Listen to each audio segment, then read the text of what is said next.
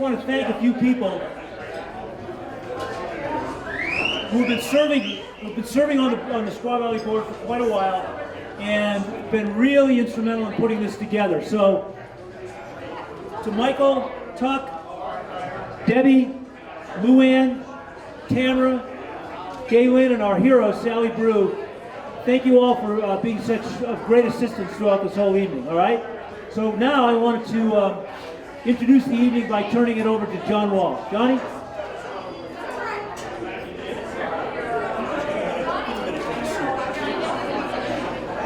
No, Rocket, slow down. I don't want you to trip, man. You're getting old. No rush. Everybody get some food, then take a seat. Get some food. We're all good. We're all good.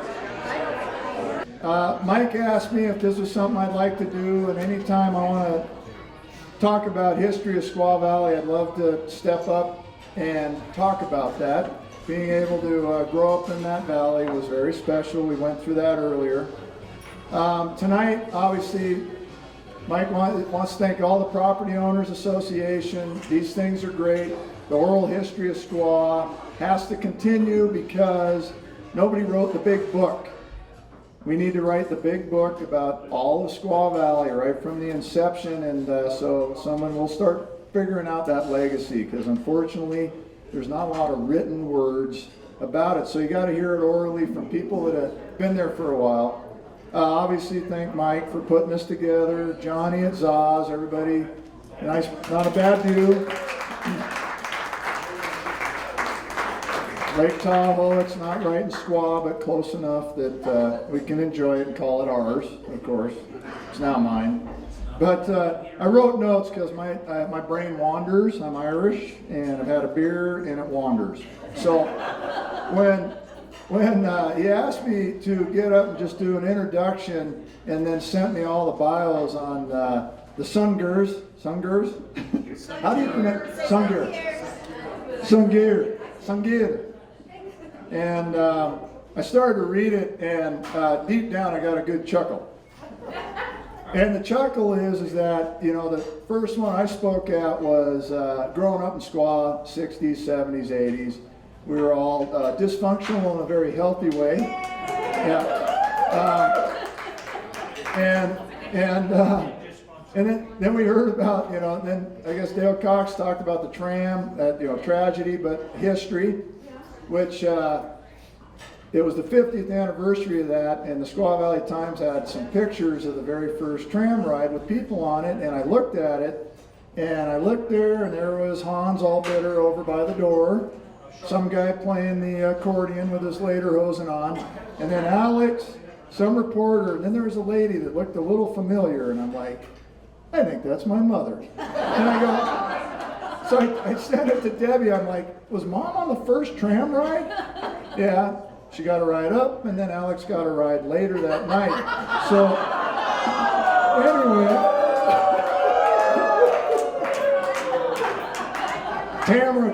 Tamara's laughing, because, anyway, we'll carry on with that. So, when it came to, it said the hot skier chicks from Squaw Valley that no other ski area had. I mean, if you talk about Aspen, they were pretty, they were rich, they couldn't ski.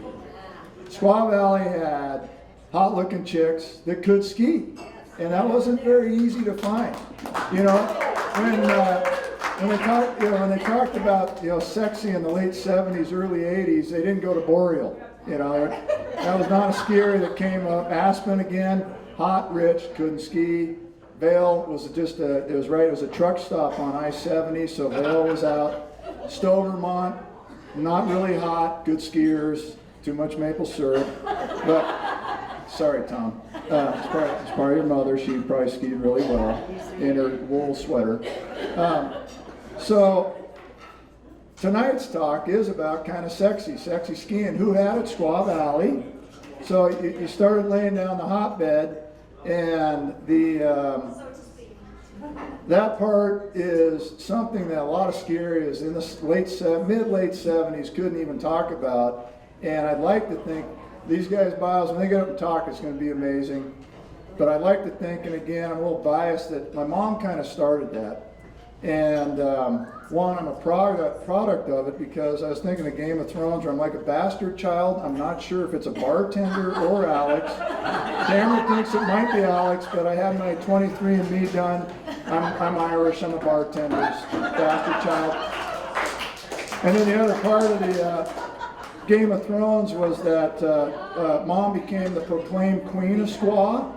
Whether anyone liked it or not, that was her title, and she took that over. And so with that is, as I grew up, she started it, and we started when I was a young kid, and these guys will talk about what an amazing kind of spectacle the ski shows were in the 80s when they went. I went in the 70s with my mom, John Buckman, and Bill Boardman. That was awesome. And it was at the Cow Palace, and then Alex would show up, and I swear to God, I know I elaborate a lot because I'm Irish, but I swear to God, Alex showed up. I got stuck in the hotel room. John and Bill and my mom went to Carol Doda's place, if you guys know who she is, and Alex played the piano while she danced. Swear to God. And that was Alex's, I'm going to Cow Palace to represent Squaw Valley and, get out marketing, and he was never at the ski show. He was doing other stuff in San Francisco. So Sexy started in the 70s at the ski shows, way back when, and most of the guys that came up to the booth did not come up to talk to John or Bill Boardman, because you guys, if you knew them, they were not someone you hung out with at a ski show. So Sexy started back then. Then she started the Snow Hostess program. And what I loved about that is that she thought about it, got the sexiest, hottest skiers out there to meet people right in front of the tram as they drove their car up. And of that, fender benders, you name it, all that, what I got out of it was super hot babysitters. And so it'd be like a lineup. She'd say, we got these 4, and I'd be like, that one. I want that one. When you go to Hawaii with Alex, I want that one to stay with me for at least 4 days. That was good. Does she make pancake? Okay. So Sexy started in the 70s, and so that's where Squaw always had that one up on many of the other ski areas. And so a lot of Squaws come up too with the history with the passing of Carl, Montana having his deal. So there's been a lot of talk about the bars, bartenders, and everything, and Montana starting at the Bear Pen, not Jake's. Carl beating up every bartender in Squaw Valley, wrecking, breaking things. And so now it's nice to roll over to something that Squaw had that no other ski area had, and that's the ability to put together some great skiers that were able to go to ski shows, show off Squaw in a much better view with many of the ski areas and ski shows. So with that, reading the bios, it was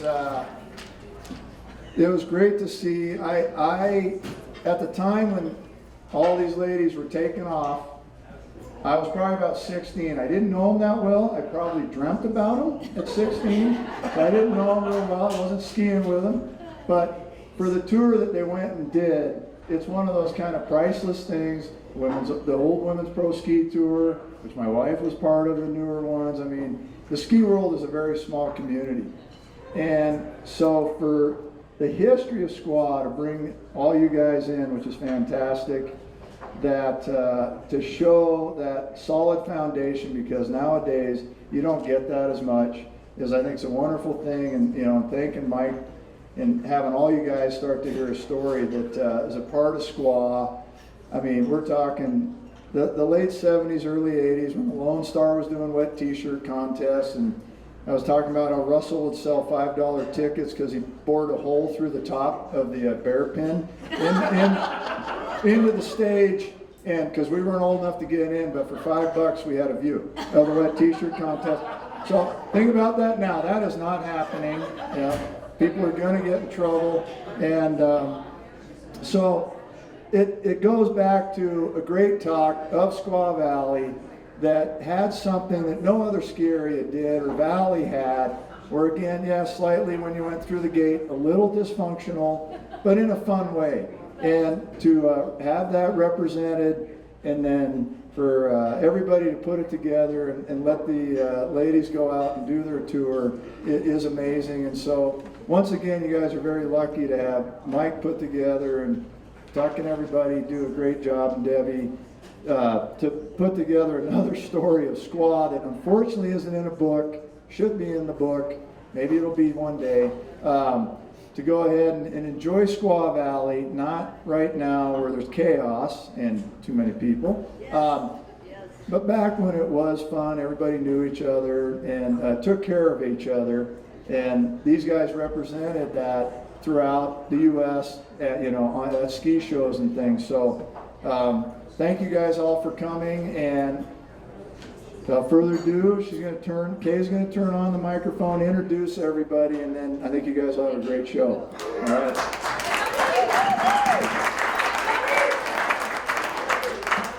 Okay, well, first I'd like to thank everyone for being here. Mike for all the work he's put together, and about a month and a half ago, we didn't even know we were going to be here. For those of you who can't imagine, this is actually our 40th anniversary. We started the tour in 1979, and it lasted for 2.5 years into the end of March of 1981. And the whole tour got started because, as Johnny was talking about the women skiers, you women remember skiing at Squaw, if you were a racer or if you were in particular freestyle, the guys got all the free stuff. They got free equipment, they got free clothes, they got free everything, and the girls got a pat in the head and a pro price. And I wasn't in competition. I was a freestyle skier, but I was getting really mad because why are they getting all the free stuff and what about us? So I came up with this idea. I'm going to get somebody to pay for us to go skiing. So I kind of passed the idea around, and I had a really good friend with Buddy Hoffman who owned Any Mountain Ski. Those of you who remember Any Mountain Ski. Well, Buddy said, there is a company called Coppertone, and it looks like they're interested in getting into the ski industry. They happen to have a new product called SunGer.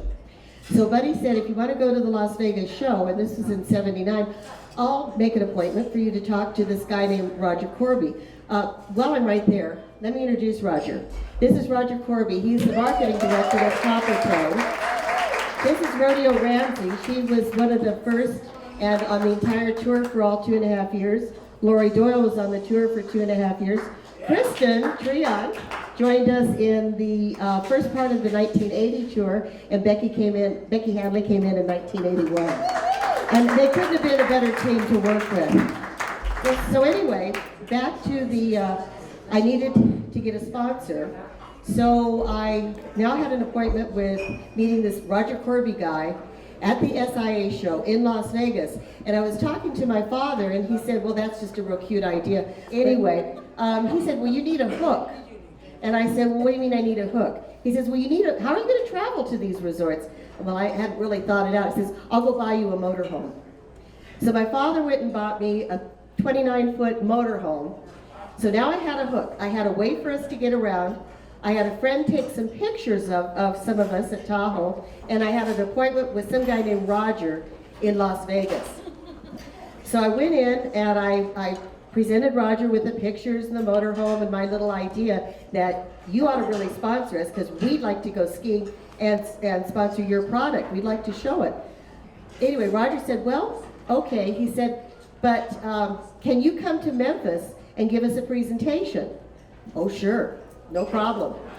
So as I'm leaving the SIA show, all of you remember Al Bourdet? I run into Al in the turnstile, and Al goes, what are you doing here? And I said, well, I just had this meeting with this Roger Corby with Coppertone. He wants me to fly to Memphis for a presentation. Al's going, wow, fabulous. And then I said to him, I said, but Al, what's a presentation? So anyway, he said, get back to Tahoe. I'll meet you at the lake in about 3 days. Get the gals out there. We're going to start taking some pictures. So as typical for Squaw Valley and all of us, Al's taking these fabulous pictures. They're on the slideshow up here, and I gave him the credit. Roy Termerose showed up, and he worked with Mike Marvin, and we all know who Mike is. And he did Hot Dog, and some of the movies. Well, Roy says, do you have a movie of you guys skiing? And I said, no, I don't have a movie. I don't have anything like that. He says, get the girls, get on the mountain, we're gonna make a movie. So Roy made this great movie. Well, now I'm figuring, well, I really need to go to Memphis, but I need to leave them with something. So I went to Tahoe World and talked to one of the writers there I kind of knew, and I said, can you write a proposal for me? And he said, sure. So he wrote a proposal. I went to, remember Joseph Magnan's? Went to Joseph Magnan's, bought this gorgeous linen suit with this really pretty kind of turquoise blue blouse and heels, flew to Memphis, rented a Thunderbird, and got a suite at the Hyatt. And I said, I'm either going to look like the biggest BSer on the planet, or they're going to buy it. So the next morning, went to Coppertone, met Roger in the morning. He said, can you give us a presentation? I said, yes. So I gave a presentation. Roger kind of left, people left. And he said, Roger comes back and says, can you give us another presentation? Oh, sure, I do it all the time. So I gave another presentation and Roger left again. And then all these people, and there weren't any titles. This is like Bob, Carol, Ted now. I don't know who these people are. So by the end of the day, I had 4 presentations with all these people I didn't know. And then talked to Roger. The next day, I flew back to Tahoe, of course. About 2 or 3 weeks later, I get a phone call. Hi, Kay, this is Roger. And Roger, and he said, yeah. I said, what are you going to cost us? I said, what do you mean, what am I going to cost you? What do you want? He said, we want your team out on the road January 1st, 1980. Oh, sure, no problem. I'll just get them to leave their boyfriends, their husbands, quit their jobs, give up their apartments, and whatever it takes, and they don't get to ski at Squaw Valley for the rest of the season. No problem. So then I get another phone call, maybe I'd say about 3 or 4 weeks later. Roger says, Kay, we want you on the road in September. What are you going to cost us? So anyway, that was the Harry Leonard Ski Show. And again, I had to talk rodeo, Lori, the team. Oh, just give your life up here and go on the road in a motorhome with me, which I haven't a clue what we're doing. So from that point, I started picking up sponsors, and it was really a wild, like Mr. Toad's Wild Ride. But there were a lot of, they're going to share a lot of their stories, and I'm going to introduce Roger in just a second. But I have one on-the-road story that really deserves to get told. We're traveling in call it the suntan van. This is a 26-foot motorhome that had SunGer all over the outside, the Coppertone. And every trucker in the world was honking and waving at us. Sometimes the radio would be blasting inside the motorhome. They're dancing in the middle of the motorhome in the middle of Highway 80, rocking it out. Anyway, we're on our way to Chicago. We've left Los Angeles. We have some engine problems in Cheyenne, Wyoming. Pull into the Chevron station. So while we're getting the mechanics there to fix the motorhome, Rodeo and Jesse Whitmore, and I don't know, a lot of you do know Jesse, decide they're going to go for a run with their hair in rollers, with shorts on Highway 80. So we're here at the Chevron station. They just take off. I don't know where they're going. All of a sudden, about 2 hours later, there's a knock at the door. The door opens. Here's the police department, Cheyenne Police. They're here. They go, by any chance, they say, well, who are you? What are you doing? I said, Coppertone, blah, blah, blah. And they said, by any chance, are you missing anybody? I said, yes, they're mine. And here they are. The police pull up. They get out of the police car, because they said, you really should not go jogging on Highway 80. So anyway, the tour continued, and as the most amazing things happened. It was a lot of fun. It's little like being little rock and roll stars. We met celebrities. We were with the men's pro racing, the women's pro racing, celebrity. It was a once in a lifetime deal. And again, it all started. We were all from Squaw Valley, and we had so much support from everybody. Yeah. So what I'm going to do, I'm going to hand it to Roger, because why did he take a chance on us? The man must have been crazy, but he did. Most wonderful guy in the world to work with. We loved working with Roger. So Roger is the marketing director with Coppertone, and Roger said, oh yeah, what are you going to cost us? Thank you. At the outset, I want you to know that this was a serious project. And someone had to take one for the corporation and fly around the country skiing with beautiful women on expense account, and it was me. So I had a couple of the best years of my life, 2 or 3 glorious years working with ski people and these women especially. There's a long history associated with that. Anyway, Coppertone had, just really brief, just a long story short, Coppertone was the original, one of the, if not the original, one of the original sun protection products that diffused the sun's rays, that slowed down the process of burning. And we found out at about this period of time that the accumulation of that over time causes skin cancer. So we had to take Coppertone, which was a tanning product, don't burn, get a Coppertone tan and all that, and reposition it to a product that protected people a little bit, yet still allowed them to tan. The logo, the famous Coppertone logo of the little girl with her pants being pulled down by a dog, who 24 people have claimed responsibility for that. It was my boss, who happened to his son on the beach at Miami in 1949, I think, and he told his art director about it, and they made a logo out of it, and it became one of the best known logos in the nation. Yeah. However, what happened by the time the 70s rolled around, Coppertone had become the good old product, good, not very exciting, that your mom made you put on at the swimming pool or the beach.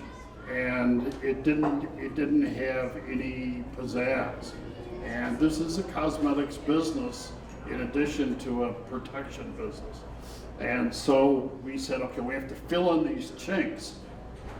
One was the introduction of Hawaiian Tropic.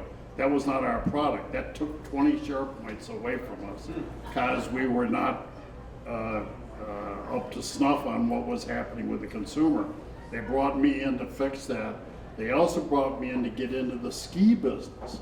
Now, Coppertone, or Plow Incorporated, the name of the company, is in Memphis, Tennessee, and those guys, they're duck hunters, golfers, barbecue guys, and you talk about skiing to them, they think you're talking about water skiing. They said, y'all mean snow skiing? Yeah. Right. So I was the only skier in the whole place. I was a wide track parallel skier by that time. I had taught myself at Alpine Valley in Wisconsin, which had a 220-foot vertical drop. And I had been to Colorado a few times, and I thought, God, is this great? And so they brought me down because I was a skier and I knew something about it. One other guy was a skier too, the owner of the company. All right.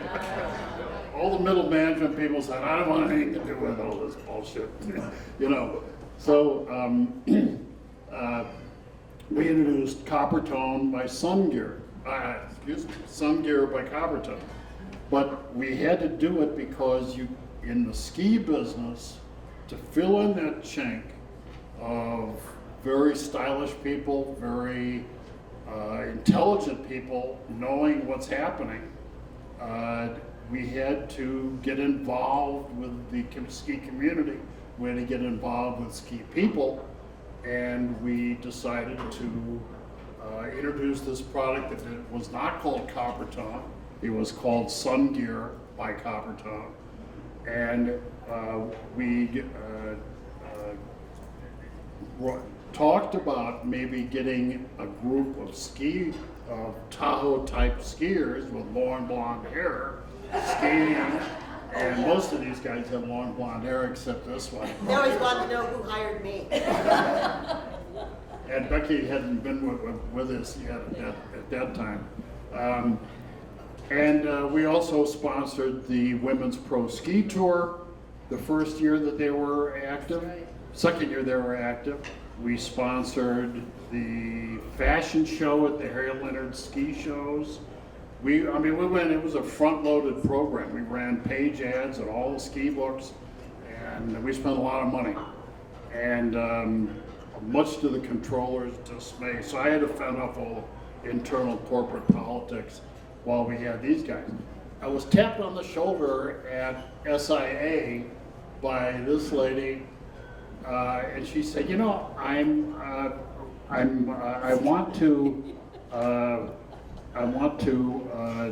put the idea in your head of maybe having a team of girls ski with the trade, writing turnover orders, doing PR, doing TV appearances, and all that, talking about the brand and talking about the ski race, the women's pro tour also." And I said, okay, but let me tell you, when you're a new brand and you've got a lot of money to spend, the deal makers come out of the woodwork, and most of them have no idea what they're talking about, and they don't have any money to put in up front. And so I said, okay, she looks determined, and let's see if she really does it. So I says, come back to us to Memphis in a few weeks and give us a presentation on what you're suggesting. And that's what happened. So we went from there to, we started at the Cow Palace in San Francisco, Yeah. at the Harry Leonard ski show that year. We all went from there Los to Angeles, Chicago, Detroit, Boston, New York City. Yeah. And this one was on stage at Xanadu's in New York City. Yeah. We Oh, scored. we had a blowout in New York City, believe me. What was the name of that? Studio 54. Xenon. No, it was a Xenon. Xenon. It was One Studio 54. But it was Xenon's. It was in the garment district. But I thought it was Xanadu. anyway, somebody had to do this, and I did it. And but they're the ones who executed it, and I paid for it, and it was their idea. And they deserve it. So that's all I have. Let me bring it back to Kate. So Roger was amazing. He took a chance on us, and it led to the most exciting 2.5 years of my life. It's be careful what you dream, because it does happen. I'm going to introduce Rodeo here. We're going into the second phase. Of course, everybody recognizes Rodeo Ramsey. If nothing else, just the name in itself is kind of unique. But she and Lori Doyle both were on the entire tour. They were the best team players in the world. The people love them. They're great with the public. They're also good skiers. They were good looking, and they made the party happen. Rodeo. Welcome and good evening. I suppose you're wondering why we asked you all here tonight. Okay, louder. She said louder. Can you guys hear me in the back row? Okay. Thank you. Something. That stop smoking? No, I'm not smoking. Oh, stop talking. Okay. Thank you. I am a rodeo on formal occasions, such as this evening when I have a nice jacket on. Rodeo to my friends, and that's all of you. So thank you for coming. Really, thank you for coming. This is awesome, and this is such a great privilege to have this. And Kate really deserves a big hand because she made this happen.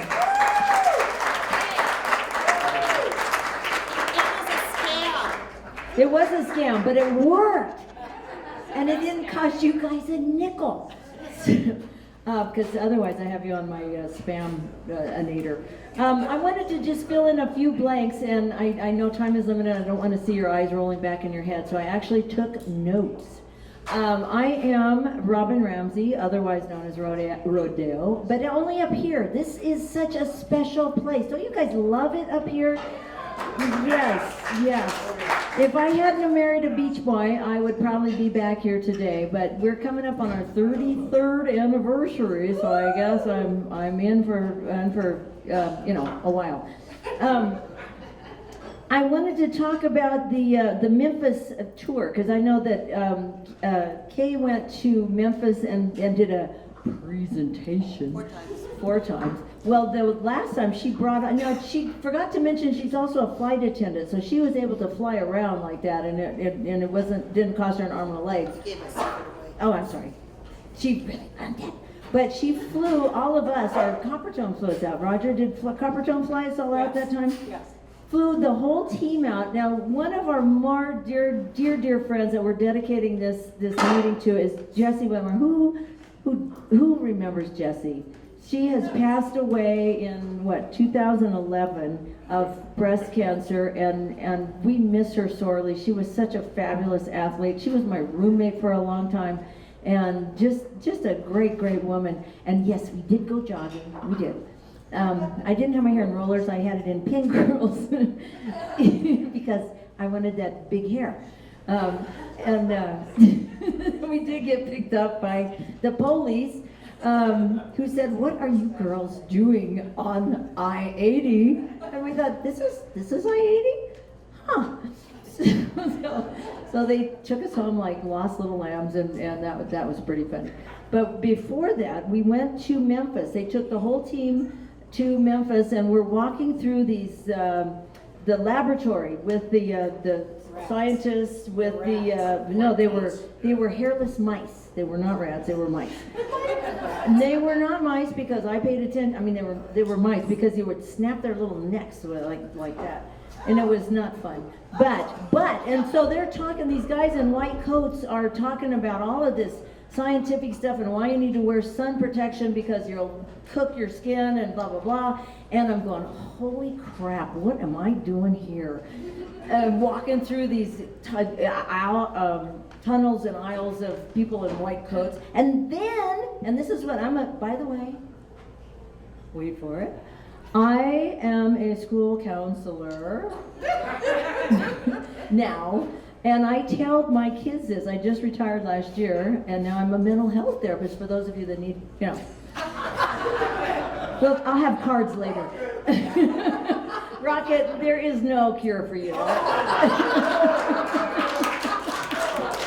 God knows we've all tried. Just cut him off. How many vodkas have you had, Rock? When he goes Nazi on you, just move away. Rocky, you know I love you. You know I do. He said don't talk about him, but I couldn't resist. So, I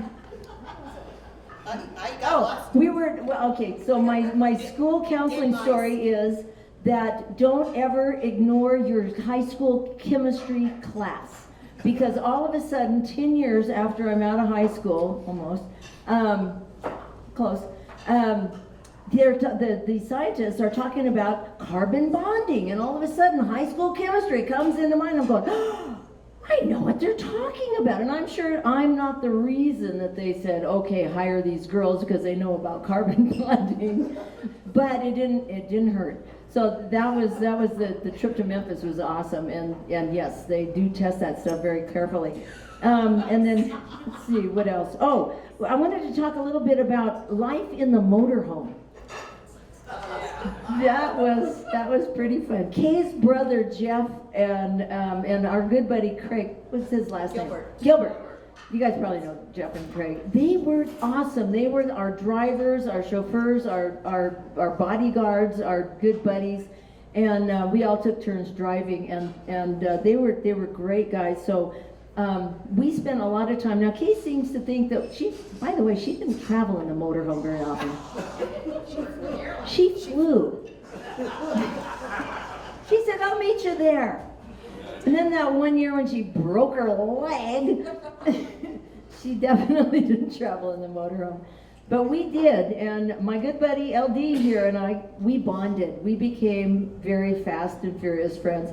And we all would bring books because we spent a lot of time in the back of the motorhome. Was just like a big Queen Mary waterbed kind of a thing. We would just be laying across that reading and, listening to the guys up front talking on CB Talk about breaker one-liner. You got some fancy seat covers in there now, good buddy, and that's the truckers talking to us. and so that was fun. But we would bring books, and so to keep our minds stimulated, we would bring these books to read. And Lori Doyle we all brought different books, but on 79, when we were in 1979, we were going to all these tour places. Lori brought a great book. It was by Mario Puzo. It was called Fools Die, and it was he was the same guy that wrote The Godfather. And so, that was great. But we all had different books. Jesse had a book, and I had a book, and let's see, we all had different books. But every time, for 3 years, she had the same book.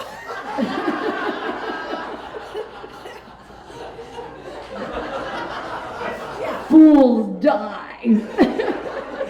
So at the end of the tour, I put it in a beautiful gift box, beautifully gift wrapped, because she always quizzed me. Well, what chapter could you be on? I mean, it's year 3.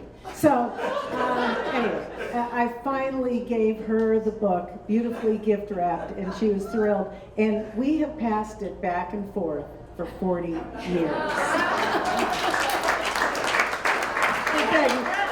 She has it. She had it here. She forgot it. If you guys want to come over to our house after the meeting, we'll show you the book. It has the dates in it, and we've seriously passed it back and forth. Never been opened. Neither one of us have read a word of it. Have no idea what the hell it's about.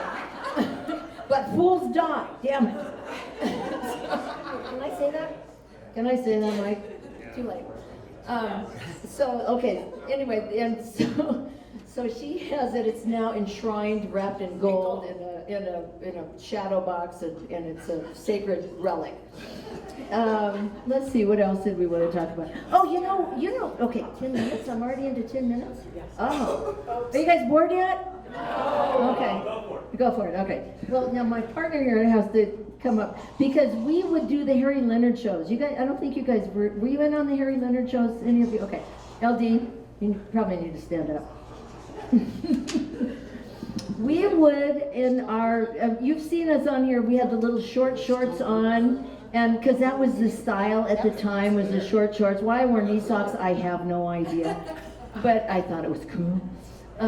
But we would be in the motorhome, and it was painted to look like a giant tube of SunGer, and we didn't know we were a hot item. Honestly, we did not. It's on here, it is. And we would wander out amongst the other exhibitors and come back. Somebody would always follow us back to the motorhome. Didn't understand that at first. Who knew? So they'd say we'd be potential sponsors. We wound up. We would take them to the mothership. I know we had 9 for sure. But we would send them, put out the red carpet in our little short shorts and say, "Hi, you have to come and meet Kay." You don't mind, do you? And so she would be in the driver's seat, literally in the driver's seat, and would interview these people, and we'd come out with another sponsor. I'm not kidding. We had 9 sponsors. In fact, the reason I have on cowboy boots today is because Larry Mahan, who made cowboy boots, was one of our sponsors. We had, yeah, baby, woohoo! And I'm a certified cowgirl. I didn't just make up that name. Now that's serious. She's a very famous barrel racer. Yes, in the day. And she would be barrel racing at the Reno 100-year rodeo this weekend, but she's here with us. And I have a rodeo queen saddle to prove it, okay, and belt buckles and all that stuff. So let's see, what else? Where else are we? So we wound up with a lot of really fabulous sponsors, and all we had to do is wear short shorts. Who knew?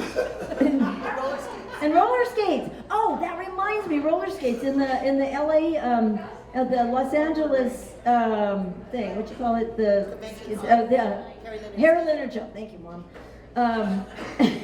we got to ski, we went roller skating, and guess who we were privileged to roller skate with? Billy Kidd, come on. In fact, I used to model ski clothes in Reno when I was in El Colegio.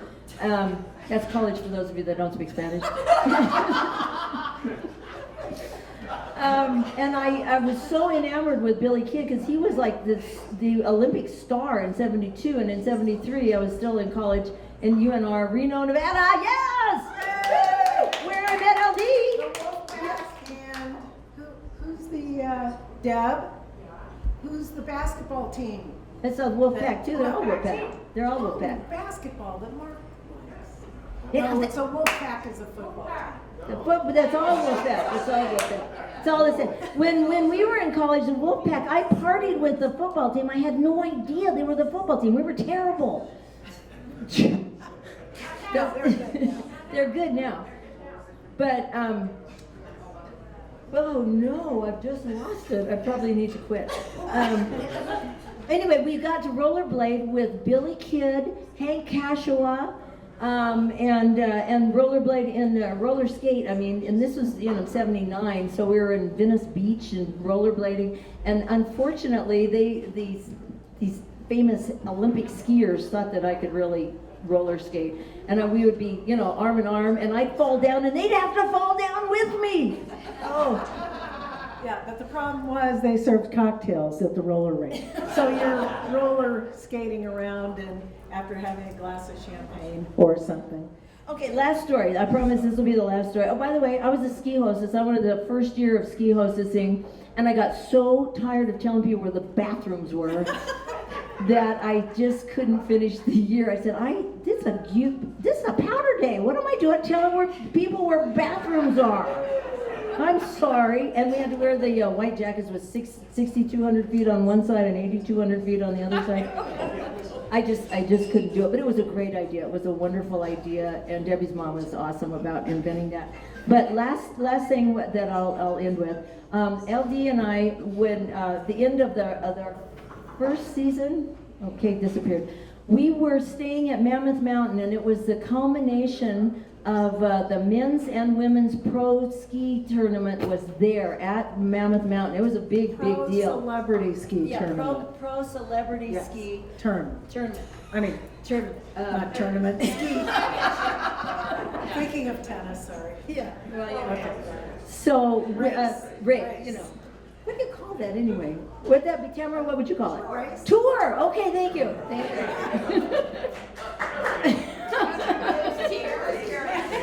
Yeah, she was a plant right over there, so we could get this through. But so we get to Mammoth, and we're Roger Corby has generously provided lodging at the Mammoth Mountain Ski Lodge. And so Lori Doyle and I decide that, well, we've been here, we need to go check out the bar because we need to see if they know how to make a decent margarita. And so this is 3 p.m. So we're walking out of our door at the Mammoth Mountain, and we're following this kind of frumpy old guy, and he has on this hideous ski sweater. Oh my God, it's like red on my sweater. It looked like it was from the 50s. And he's kind of just disheveled and kind of overweight, and we're going, oh, he's just a tourist, what do we know? So we follow him, and he goes into the bar, and we go into the bar. And he sits at the end of the bar, and we sit at the other end, and we get to see his face, and holy smokes, it's Stephen Stills. Holy crap! And we were making fun of this guy, so I don't remember. I was in an amateur race. What? How did we meet? No, and then Kay, he ended up Let's coming. not go stop. No, he ended up coming to some of the dinners with us, and we went to Mammoth, and people did not know that he was there. So all of us left the formal dinner and went to one of the bars that were just a typical, bar, like it could have been the one. What's in Squaw Valley? Yeah, like the Bear Pen kind of bar. And so we all walked in, and there was a couple people on the stage playing. Do any of you remember? So he was with us, standing right there. Oh, that's right. We ordered cocktails. And then he said, I think I'm gonna go up there and play. Nobody knew he was there. And so they took a break, and then he went up there, and he got on the guitar, he sang, and he just blew everyone away. And we've got pictures of it up there. He's Yeah. in that horrible Yeah. sweater. No, I can't So, okay, anything else? Thank you. We'll Thank you pass so much. it. There's more, but I don't want to take up any more time. We still have two more wonderful members of the ski team. This is Kristen Treon. And Becky, or Kristen Lincoln, Kristen Treon, Lincoln, and Becky Hanley Supon.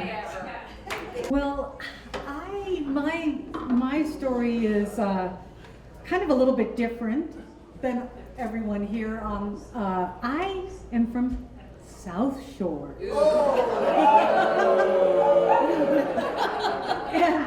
and how did I get connected with all these ladies here? Well, it turns out that I do have my roots up here in North Shore. I grew up at Serene Lakes, up off by Soda Springs, and I actually remember ice skating in the Squaw Valley rink a year after the Olympics and looking out over the mountain at the Olympic rings and everything. So yeah, my roots are here. I still have my family home there, which I go to often, and so I belong in both places. But I first met Kay at my former employer's, and I was a buyer and a manager for Any Mountain Limited, and Kay was really good friends with Bud Hoffman, and you guys might remember that he had a little ski hill there in Squaw Valley, and I ended up leaving for another job opportunity in South Shore, and that's how I ended up there, a good employment opportunity.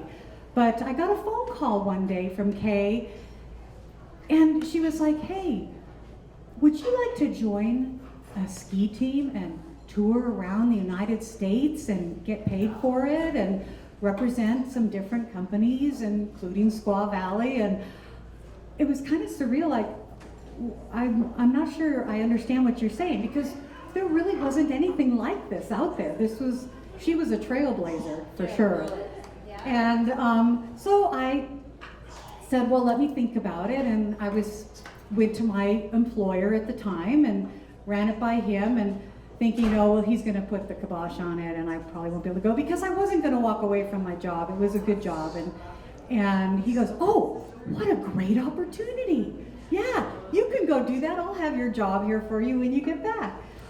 So with that, I called Kay with great trepidation to say yes. And I use the word trepidation because I was 23 years old, and I didn't know any of these ladies at all. I don't even remember meeting them except for Kay. And I just kind of jumped right in. And but they were very warm, very welcoming, and we are longtime friends since. But I do have to say that one of them in particular took me under her wing and helped show me the ropes, and that was Jessie Whitmore. And I just want to say I'm so honored to be able to just be part of dedicating this evening to her.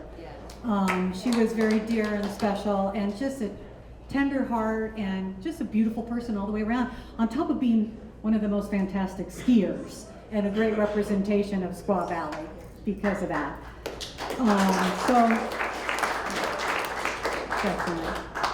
So anyway, really, most of the funny stories I have to tell, I probably shouldn't. So with that, I'm going to hand the mic to Becky, who came on board a year after. Okay, well, my story is completely different. I took up skiing in college. I'd never skied before. I come from a small town. It has like Main Street only has buildings on like one side. The other side's a railroad. Anyway, Gonzalez. I go to Fresno State. They have this little tiny ski area up there called China Peak. I ski for the first time. I'm done. I am done. it's over for me. I took all my nursing classes Tuesday, Wednesday, Thursday, so I could ski Friday, Saturday, Sunday, Monday. I went to school from 7 in the morning till 10 at night. When we did the nursing school bed bath, they're going, why are you so black and blue? I mean, you know, you have a bad boyfriend? I'm going, no, I'm just learning to ski. And so then, after I got my degree in nursing, I go back and I am going to make my parents proud. I get a great job in a CCU unit in a hospital near home. And then fall came. And I said, fuck this. I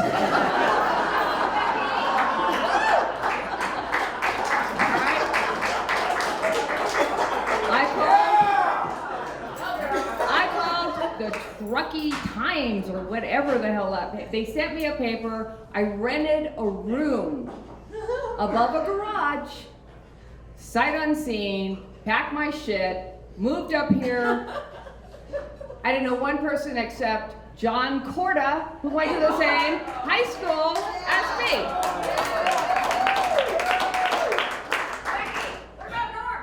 And Norm. I didn't think you wanted me to mention him. Anyway, I knew Norm Bozio and John Corda. And I got a job working in Washoe Medical Center. And I worked nights in the CCU unit so I could do everything that you want to do during the day. I'm young, so I could do, that would kill me now. But then one day, after my car, I had come home from work and I was so tired, I forgot to put the brake onto my little Volkswagen and had it back down the driveway and off Sandy Road and missed the gas propane tank by about this far, that this might be a little, I might be burning the candle at both ends. So Rododo over here, she says, hey, look, they're hiring at Bar 1. Why don't you, 1, get a raise, 2, stop commuting, 3, get a pass, and a ski locker, show up from 2, work till 10, and enjoy your life. I said, okay. And so that's what I did. And I had the little Squaw Valley little outfit, the little skirt, the little headband, the little feather, because everybody with a degree in nursing should wear that at least once. All right.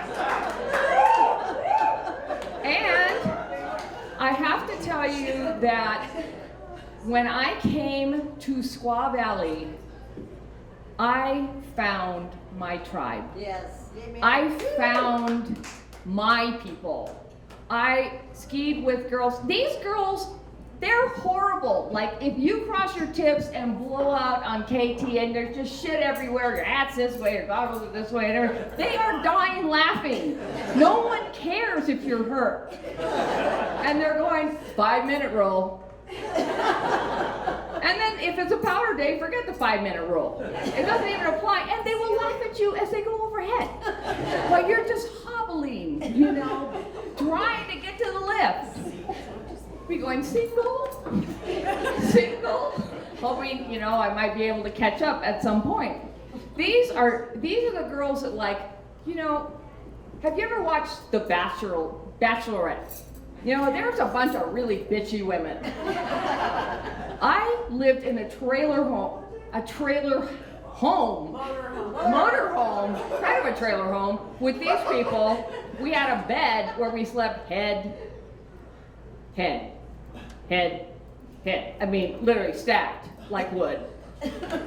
And all the farting, the snoring, everything. We never had a fight. We lived on top of each other for a year, and we never had an argument about anything.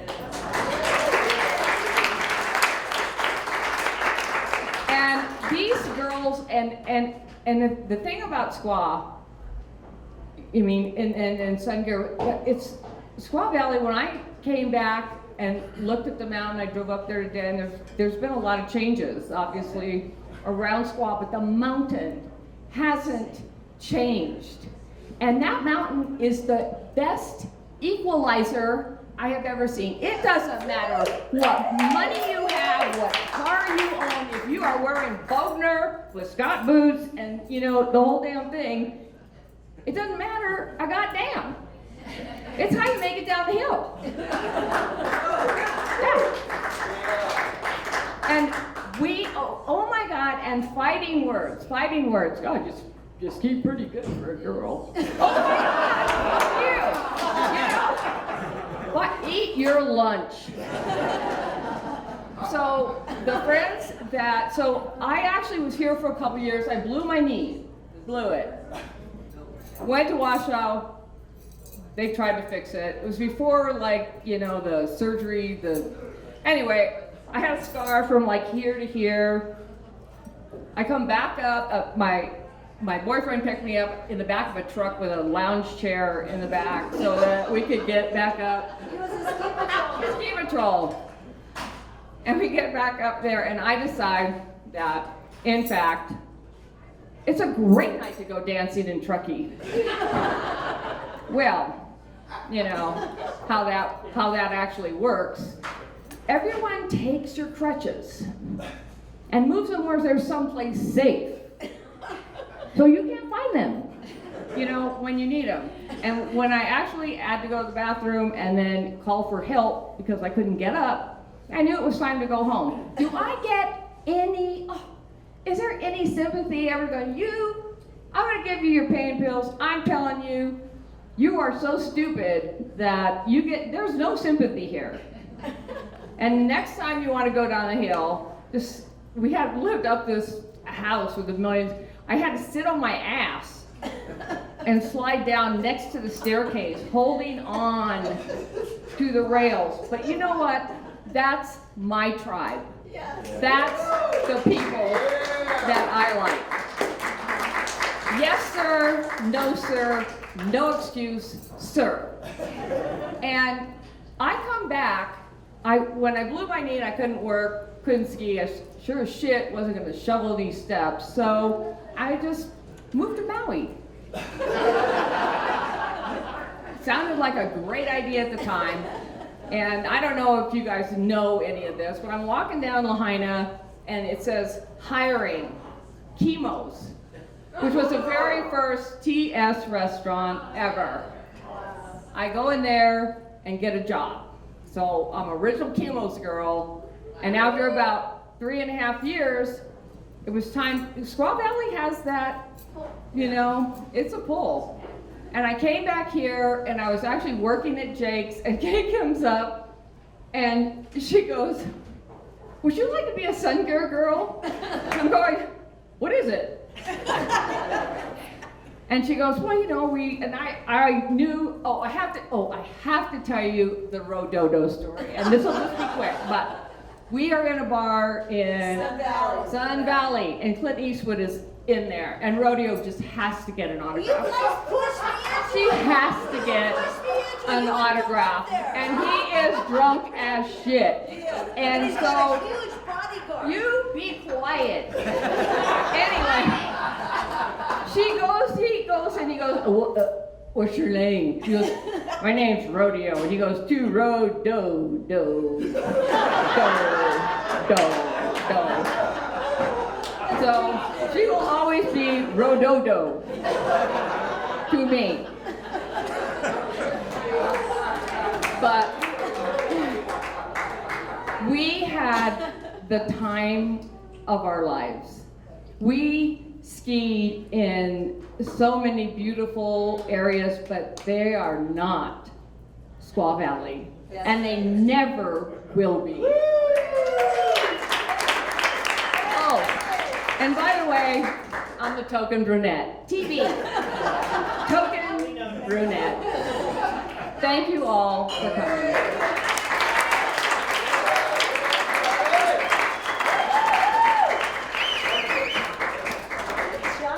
Glad that Squaw Valley is very accepting of people like that. And that you were nice enough to allow somebody from South Shore on the team. That was good. We normally don't let them past Emerald Bay or incline. And Billy Killebrew was a good friend of ours, but they couldn't make it past Diamond Peak or Kirkwood. That was it. So that was nice of you. seriously, I don't know how to wrap that. That is classic. You guys are very lucky to hear that side of the story. Again, you know, growing up there, that was part that I kind of missed again because I'm in my goofy years. But there's so many things they touched on that were all happening during that time that, again, even though they were on the road, the fact Squaw Valley was attached to the whole sponsorship. I mean, Hexel skis. My brother skied on those things. They were weird. I mean, it's admitted. Spademan bindings. You're kidding me. Scott boots. Again, you're kidding me. So what? Caber boots. Oh, caber. Oh, what? Caber. Yeah. Caber you can't cut down. That was Ingemar Stenmark, still the leader. I know Ingemar. I got his autograph. So I mean that was classic, you guys. Again, thanks Mike and everybody that put together getting some good old squaw stories that right now again it's continuing thanks to Mike with more verbal kind of history going on here. He'll put together some more good shows, I'm absolutely positive. You know, on the property owners thing, the reason he had to move it out, unfortunately some of us didn't own property. Alex paid my rent for about 4 years. Didn't realize that till later. So that's why. Yeah. What? Okay. So we've had one of the most recent, unfortunately deceased people is Hans Stonteiner, and that's where Tamara gets a joke because there's a picture of Hans and Alex standing next to each other, and Tamara thinks Alex looks a lot like me, not Hans, but Alex. So, well, I have my 23andMe. Alex is not Irish like I am. So, anyway, you guys. It's great that you're continuing these things. I mean, you will see. I mean, yeah, these pictures are pretty classic. I mean, some chamois. We get to see our brother Billy, long passed away, hanging off the front of the porch and stuff like that. And so definitely watch the slideshow that Kay put together. It is amazing. And again, Hank Cashua, and I mean, Hansi Hinterseer, all those guys. I mean, very classic skiers back in the time when skiing was so classic that the guy that pulls up in the Tesla on a Saturday now that flips you off, even though you grew up there, and you're like, are you kidding me? And you can look at him and go, yeah, but I grew up here in the 70s, so you know none of that, bitch. Anyway, so again, and again, a little biased because my mom did ride the first fucking tram ride. And Russell, everything I said about you, don't listen to these people. I was just kidding. All right. Let's give Russell a hand because you know what? The valley did not totally burn down, just certain parts. So we're all right. Okay, but this was classic because this is a part. Even I know everything. Even I don't know the total story, but the motorhome, the ski shows, I had a taste of. Yeah, I mean, that's perfect. Everything you said. Yes. Anyway, I'm out. You guys, great show. You guys, Mike, thank you. Okay.